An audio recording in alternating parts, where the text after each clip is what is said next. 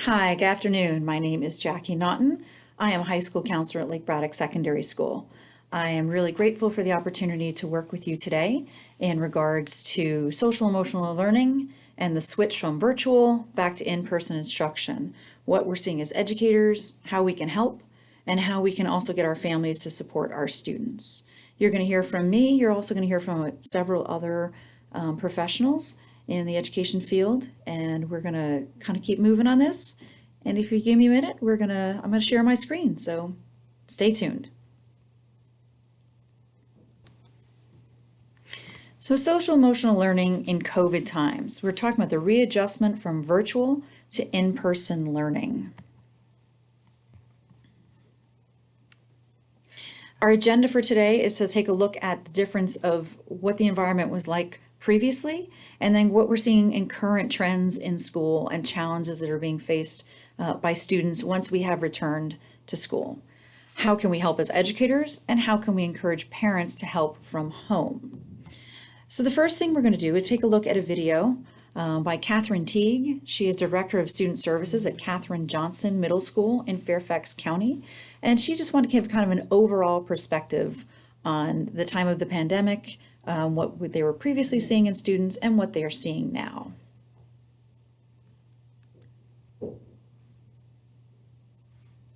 Hi, my name is Catherine Crump-Teague. I am the Director of Student Services at Katherine Johnson Middle School here in Fairfax County.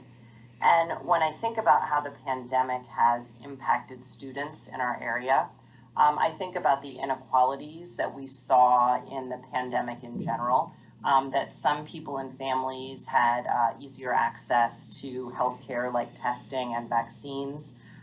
Some families had the ability to work from home, work remotely, minimize their social contacts, and some families did not. And I think those same inequities played out for our students and impacted their ability to quickly reintegrate to in-person learning and just deal with the day-to-day pressures and social situations that they find themselves in a public school.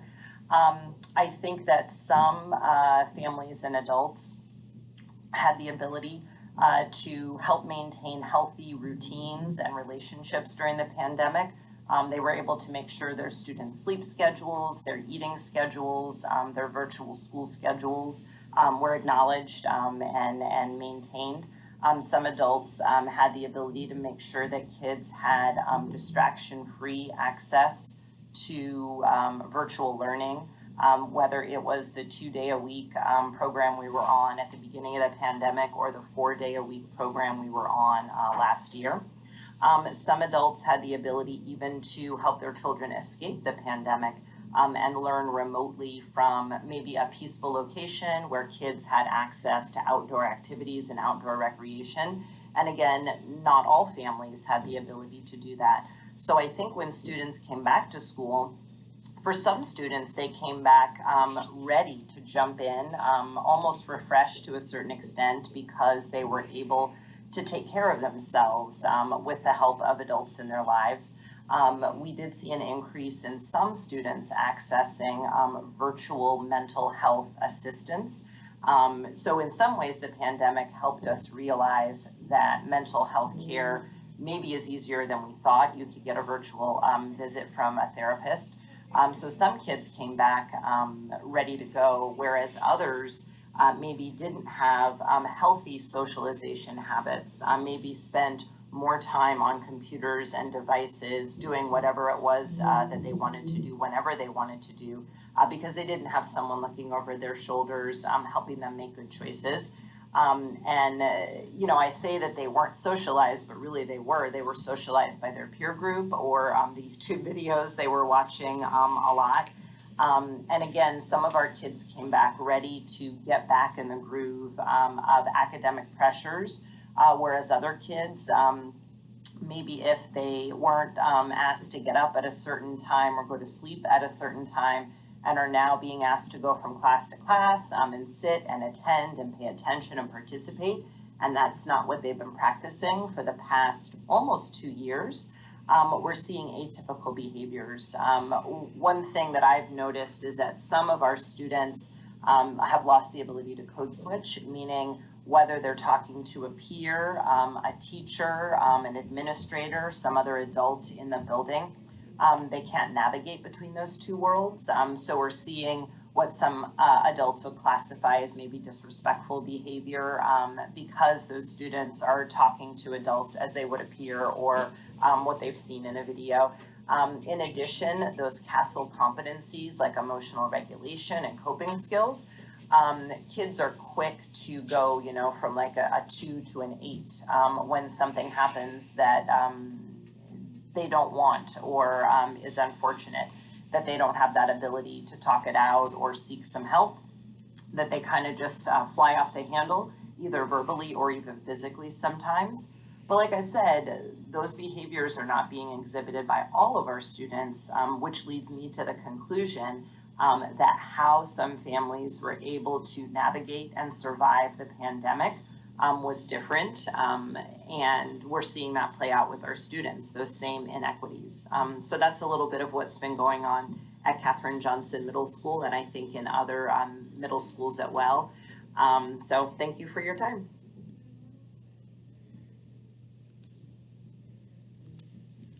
Okay, so now we're going to give you an opportunity to work with your colleagues and to kind of start generating some ideas. If you are with other folks right now, or if you are watching this virtually, you can just jot ideas down on your own. But this is kind of a multiply the power type moment where we start generating ideas and then sharing them with one another. And here is the question that we're going to put forth.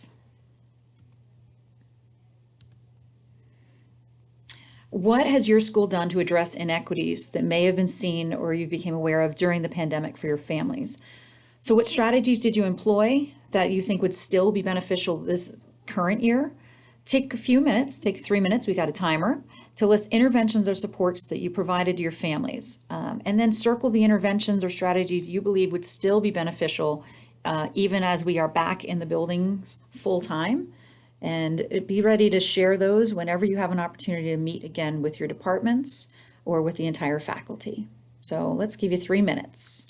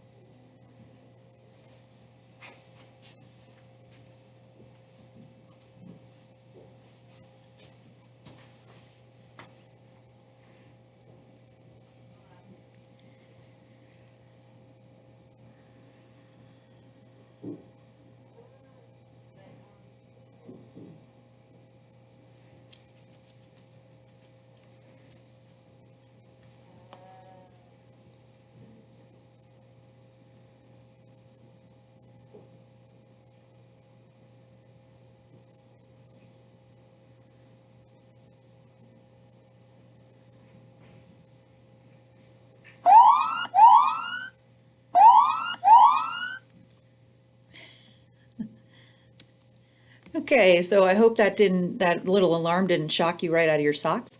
And I hope you also had a few minutes there to start thinking about, because we know how much good work educators are doing, and hopefully that gave you a chance to reflect and look at the ways you are trying to balance the inequities in your family's situations and how you can continue to do that in the upcoming year. So we're going to take a look at what is being seen. So environmental progression, and this is coming from a public school perspective of what we saw in Fairfax County at Lake Braddock in particular.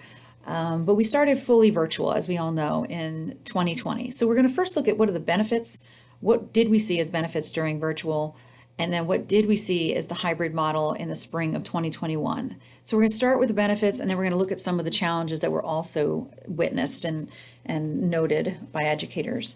So the benefits we saw in virtual, reduced social distractions at school. So the things, what we call like kind of the school drama, and the school social interactions that can be really powerful in a good way, but can also be a very big distraction. A lot of that was eliminated through the virtual world.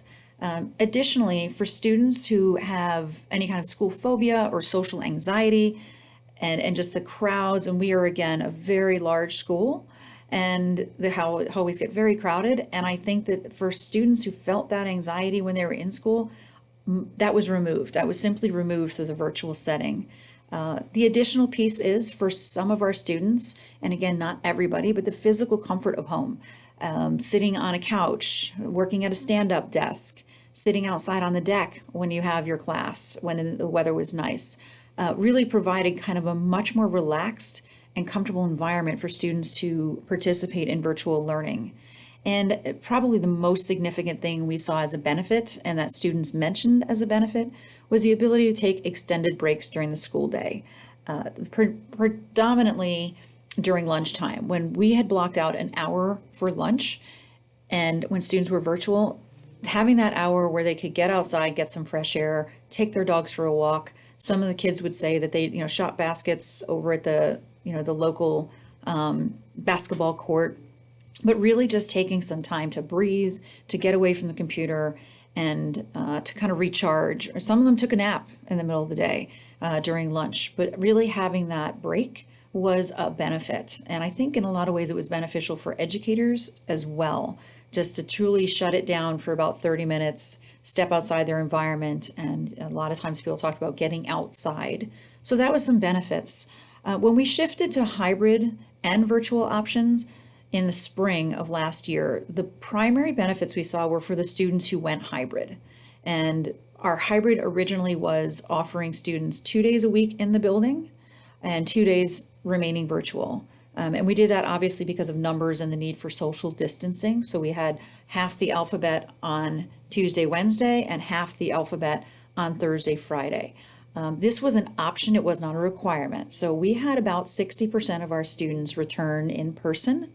And one of the things we saw is the kids who returned in person, the social interaction, simply being around other students and around their teachers, seemed to go a long way toward feeling a little bit more normal. It also was like the teacher ability to minimize distractions for in-person students, because there was not, where there's the creature comforts of home, having you back in the building, your dog is not there, your telephone is not out in the middle of a class with a teacher standing right in front of you.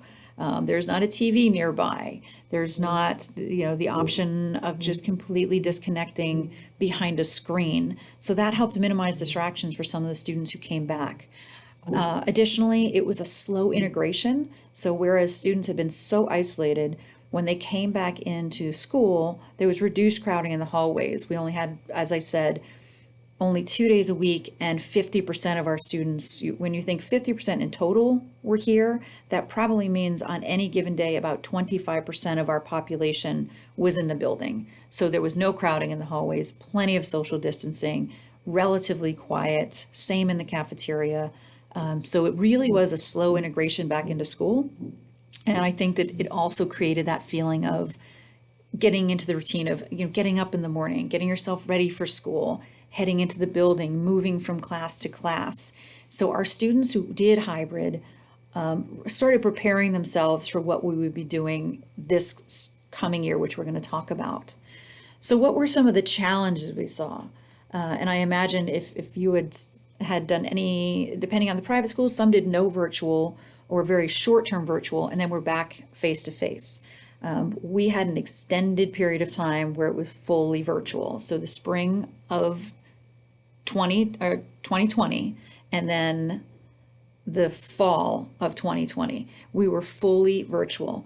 And biggest challenge we saw, student engagement. Students were behind a screen because of varying home environments. Fairfax County did not require students to have their cameras on.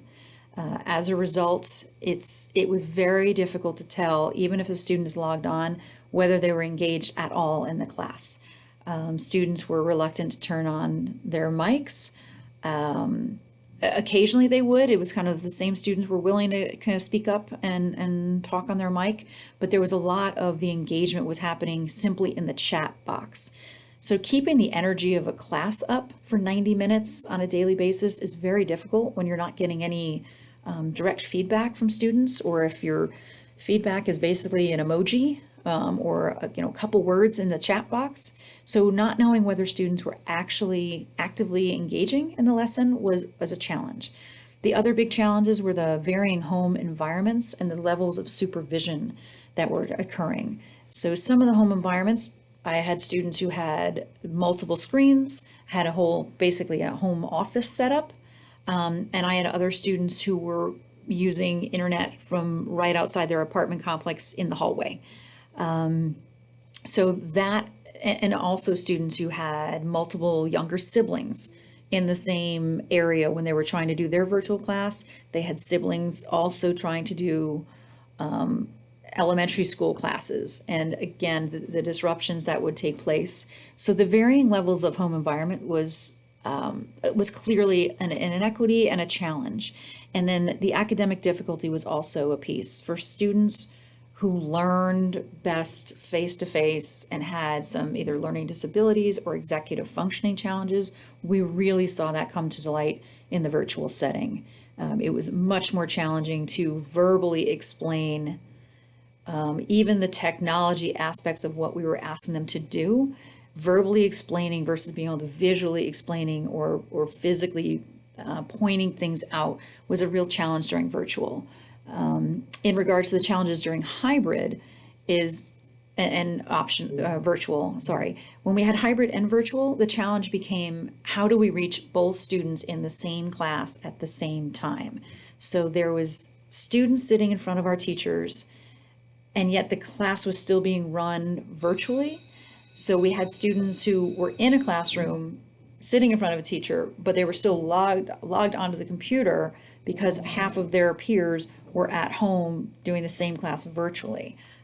So it really, for teachers teaching concurrently, it reduced their, I would say, some of their ability to be creative and move around, all the things that really make good teaching in a classroom, being able to move around, being able to kind of touch base with students, that physical proximity to kind of re-engage students.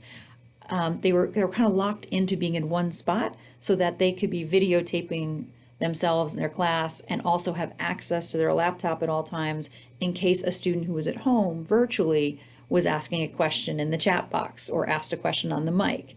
So it really, it was almost two entirely different groups learning in the same classroom. So that level of kind of divisive made it a challenge for in-person and online, almost as though neither one was getting full attention. And I know that was hard for educators as well. And lastly, one of the challenges for the students who did come back hybrid was some of the restrictive nature of in-person classrooms. So masks on the whole day, physical distance, not having much in regards to group interactions.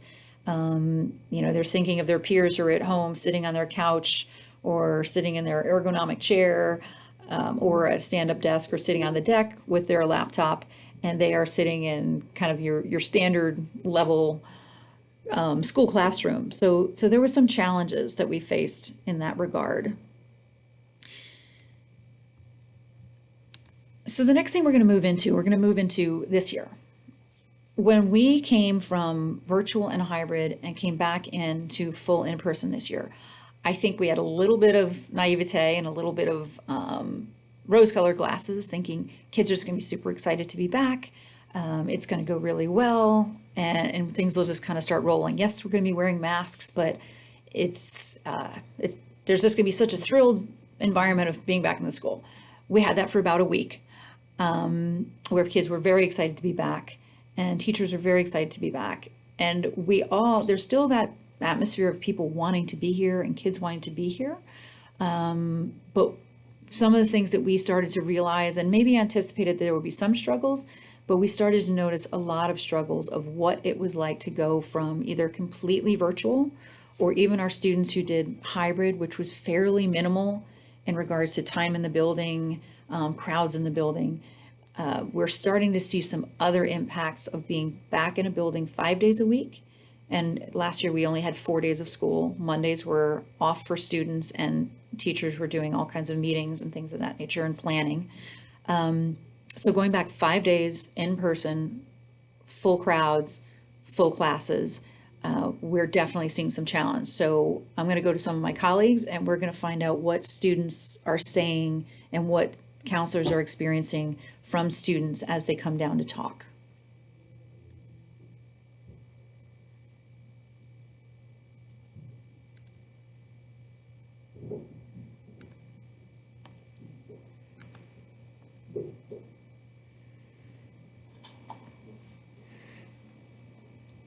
When I've had students coming in this year, I think probably the number one thing that they're feeling is the speed of the class, saying that it's going way too fast. And this is actually happening probably mostly in math, but it's happening in a lot of classes too. I think some of my more articulate students have been able to point to all the little details that you have to be good at in school. A lot of those executive function things, like even just down to the bells ringing, knowing what time to be places, how you're recording all the assignments and things you have to do. And of course, there's a lot of other to-do items in addition to what the teachers assigned. And so it's managing all these little details that's making everything feel a lot faster. In fact, I've had a couple of students even point that out. I just know as students go from 9th grade to 10th grade to 11th grade to 12th grade, it ramps up anyway. But a lot of the students, due to the pandemic, instead of going from 9th grade to 10th grade and having all those little details ramp up to where they could manage it, because there was a little more than the previous year, and then 11th being a little more than the previous year, it kind of fell off a cliff for a little while, and really all they had to remember at home was at a particular time to open their laptop and get on to class, and some of them had difficulty with that.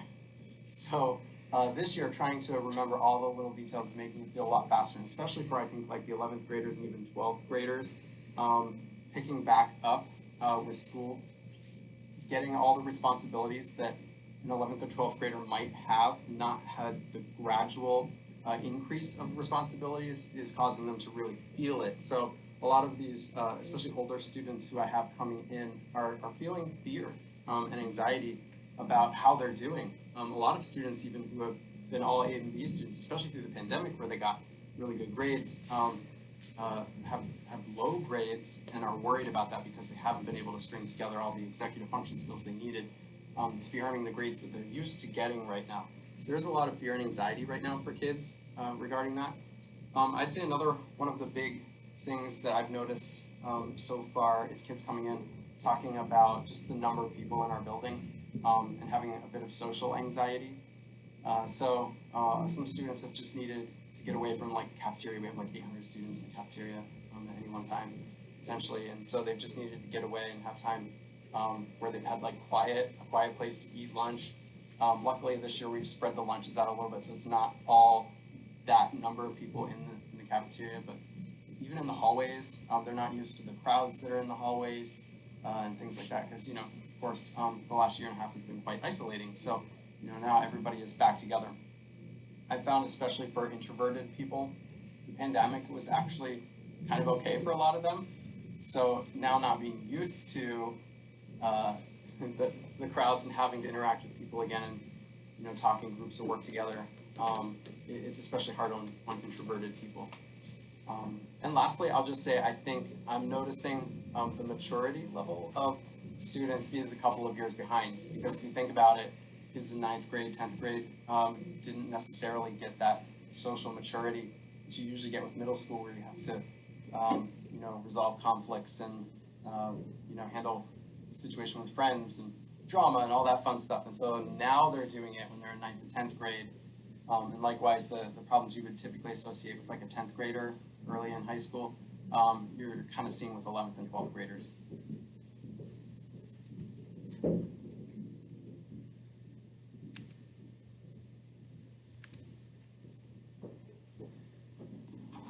So some of the things that I've been noticing from my students as we come back from this pandemic is that some of them just cannot focus for a whole 90 minutes. So I get a bunch of kids coming in my office, grabbing some candy. Hey, Miss Cora, how you doing? Or they're trying to go take some breaks in the bathroom, but they're just not able to sit still for 90 minutes. It's really tough for them. I'm also having some students who've actually experienced some loss from close family members that had COVID and died from it. So they're having to process some of those feelings about grief and loss. And then as a mom, I've also noticed with my own kid, she's come to me on several occasions and just said to me, Mom, I've noticed that you really find out in a pandemic who your real friends are. And I think a lot of students, a lot of social circles have changed, and people realize after they've gone into, we went into, when we stopped coming to school, a lot of those friendships stopped. And she noticed she didn't hang out with those kids anymore, and they did keep in touch. And so I think a lot of kids are having a lot of trouble with that too, and just having to try to find new friendship circles through this whole thing.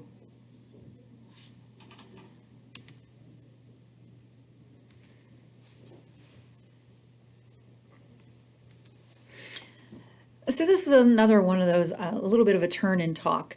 So when you know that when students are anxious and they're struggling since they've been back, how do you know that? What are the signs that you're seeing? So this would be a turn in talk if you are with somebody else in the room right now. If it's not, this is just kind of an individual reflection, and we're going to give you about 3 minutes. So what are your signs that you are seeing anxiety, or if you are seeing anxiety in your students, what are their tells basically? And how, then we're going to get into how do we start alleviating some of those issues, and how do we start addressing them to help kids out to feel healthier and a little bit stronger being back in the building. So we're going to do a turn and talk.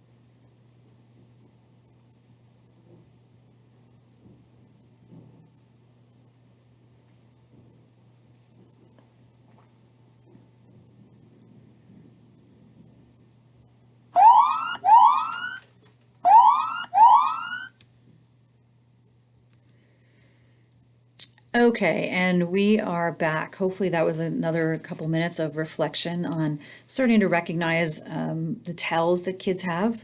And some of it's not really obvious, and we have to kind of look a little more closely of what is going on with students that are messages to us that they are struggling either academically or emotionally. So, as a recap of what Ms. Carrera and Mr. Brody were talking about, and very similar to what I am also seeing down in my office as a counselor, the primary challenges for the students returning, what they are expressing, what their families are expressing to us, is difficulty with crowded hallways, difficulty with level of noise in hallways and cafeteria. It's basically kind of the overstimulation is definitely a factor.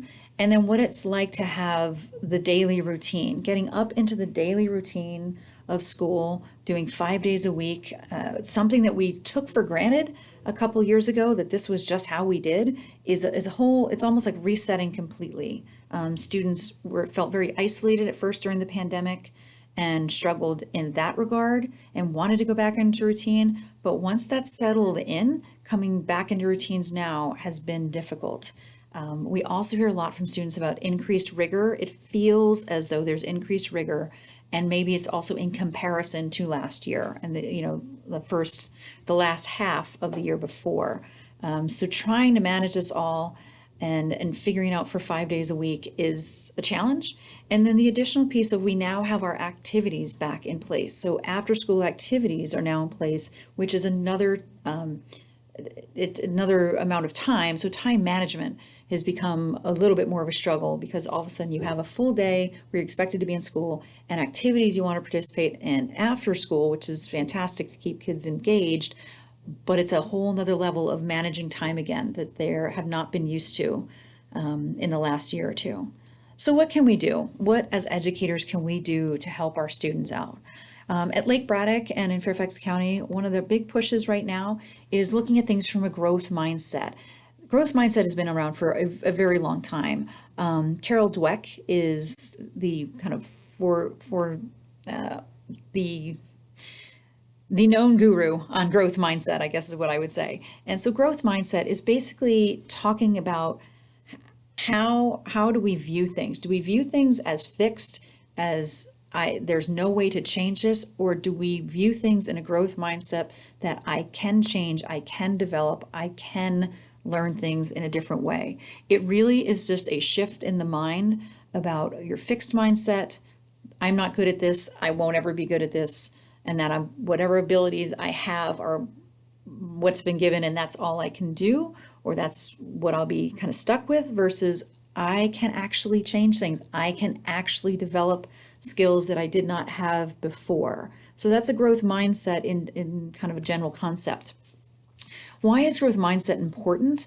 They've done some research on growth mindset versus fixed mindset, and the differences are pretty dramatic, not only in regards to performance in school, but in regards to self-esteem, and the ability to persist when things get difficult, and the ability to try something new. So people with a growth mindset who have the concept, and what we're trying to get to kids to develop this growth mindset is it's okay to fail.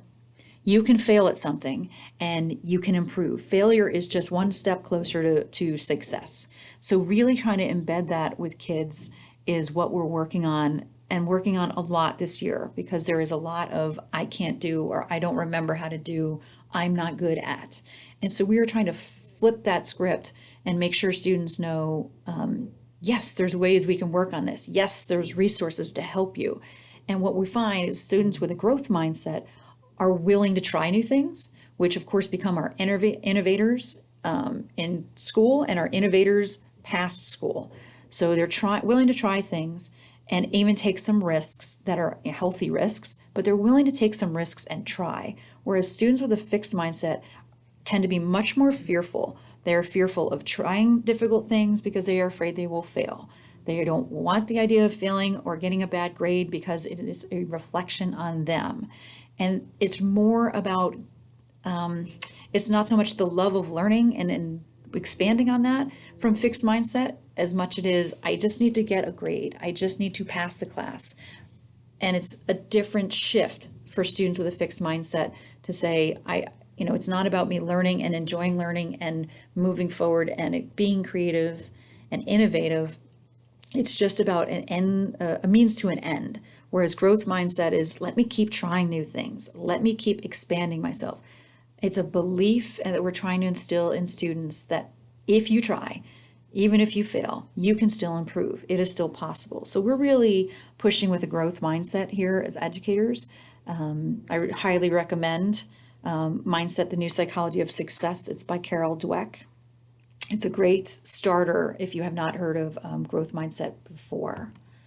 So when we talk about growth mindset, we also talk about resilience. We hear a lot about resilience. How do you come back from things? How do you face hard things and then still move forward? So one of our phrases we've been using at Lake Braddock is, this has been hard, or this is hard. And together we can do hard things. So we're if we look at step one for the resilience piece here, step one is the acknowledgement. Acting as though this has not been extremely challenging in the last couple of years doesn't help students and it doesn't help us as adults, quite honestly, because it negates the idea that there have been struggles, there have been shifts in social interactions, there has been shifts in finance for a lot of people.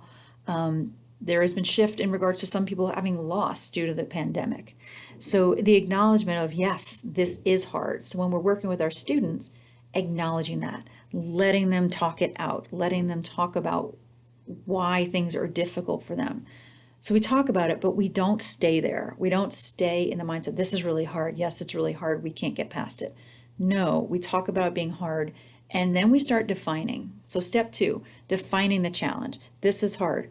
Okay, what is hard? What are you struggling with? Is it the academic piece where you don't feel like you have the foundation? Is it the crowds in the hallway, and how do you navigate that? Is it getting up for school every day? So we find out, if we define the challenge, then we can address it. We can start looking at solutions.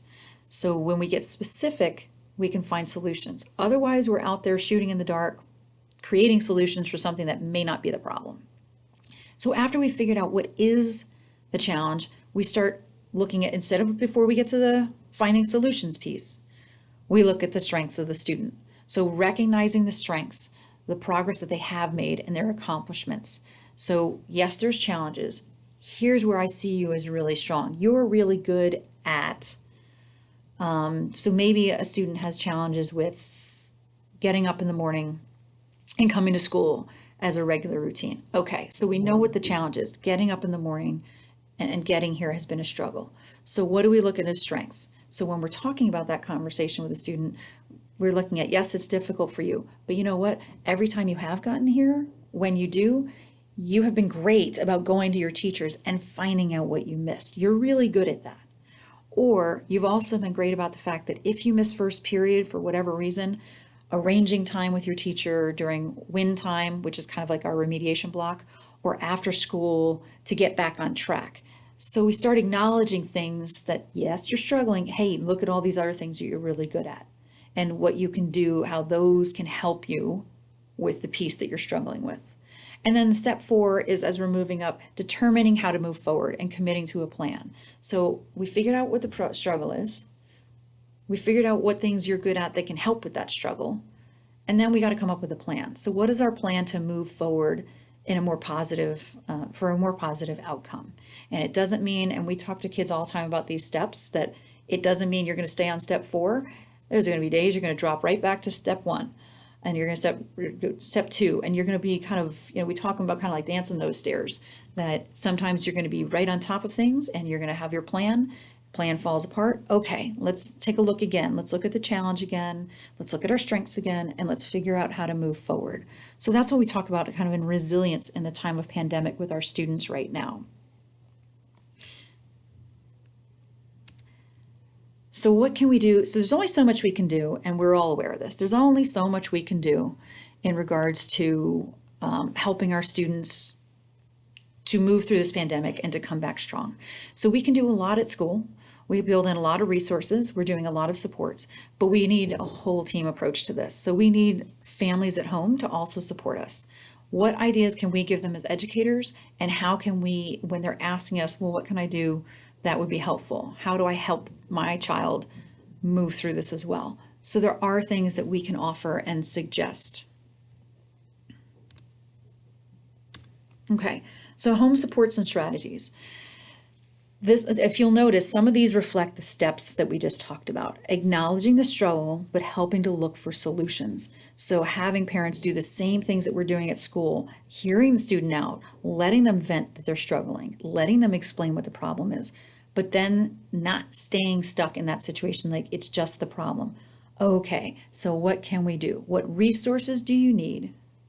How do we find them? And then really encouraging our students to advocate and look for those supports. So instead of parents, and I think this is critical right now, instead of parents fixing it, trying to fix the problem, fix everything for the student, working with your student to say, okay, so what resources do you need from me?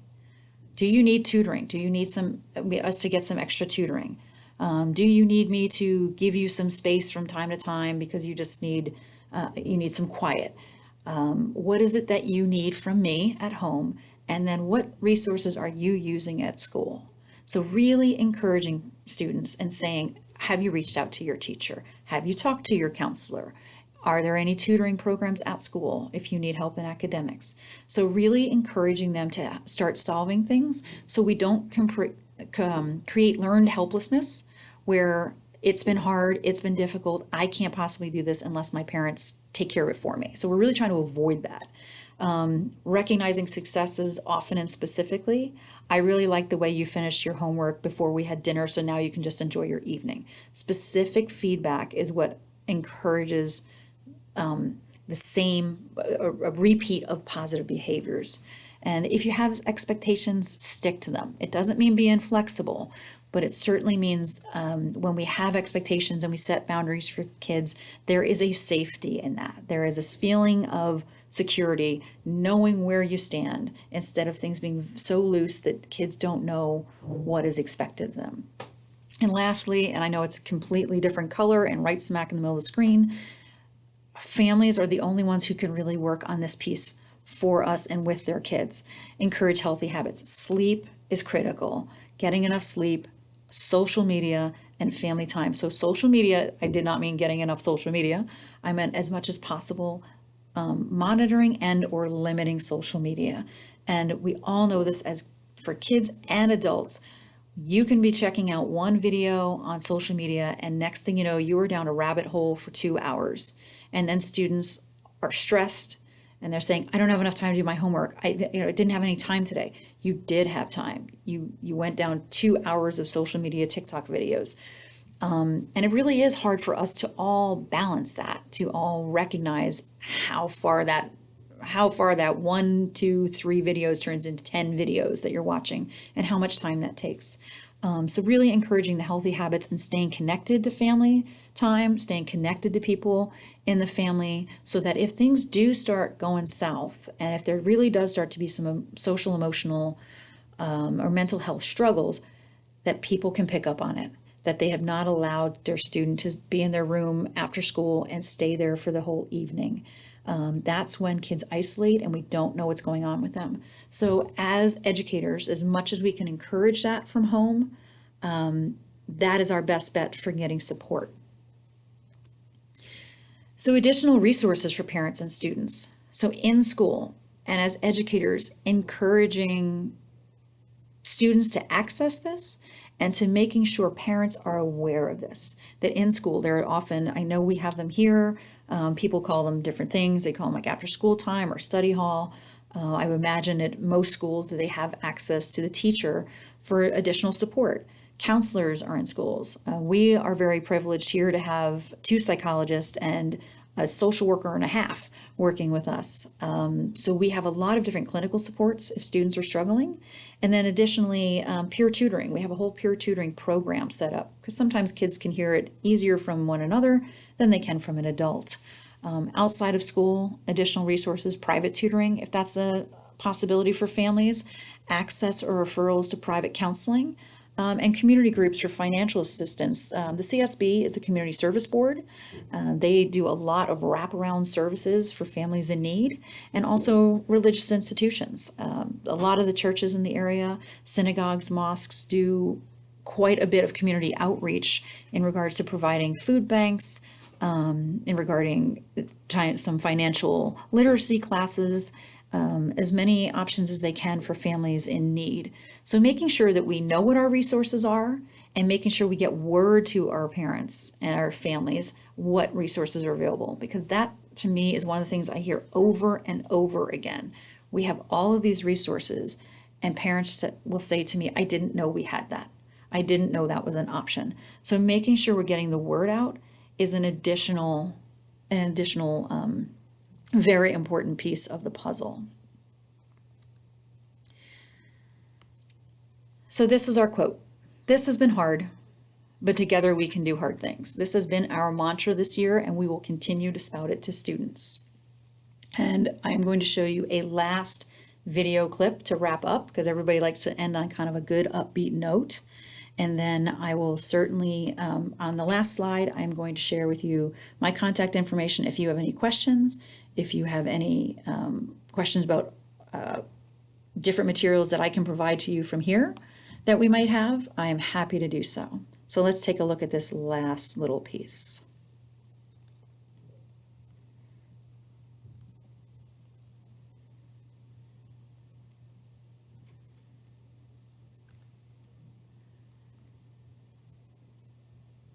Bring it up hard and breathe down fast. Hard and fast. Let's go, boy. Don't fall. You gotta stay to feet. Come on. Beat it. Go straight through. Make fight. This is a good one. Now hit hard.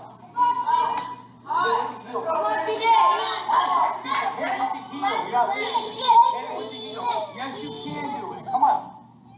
Yes, you can do it. You guys do this now. Look at me. You have to hit it hard, though. You cannot hit it light. You have to hit it hard. Go. That's not hard. Touch it.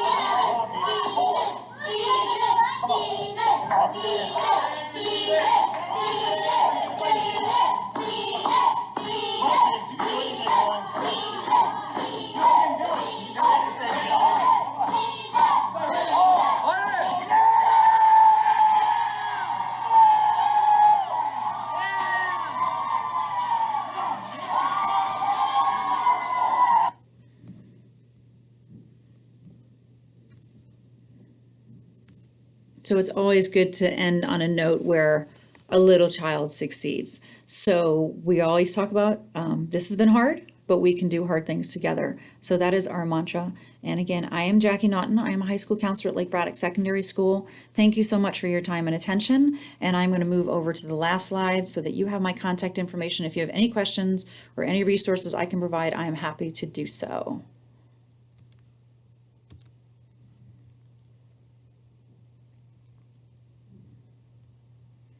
Thank you for your time. You all have a great rest of your day.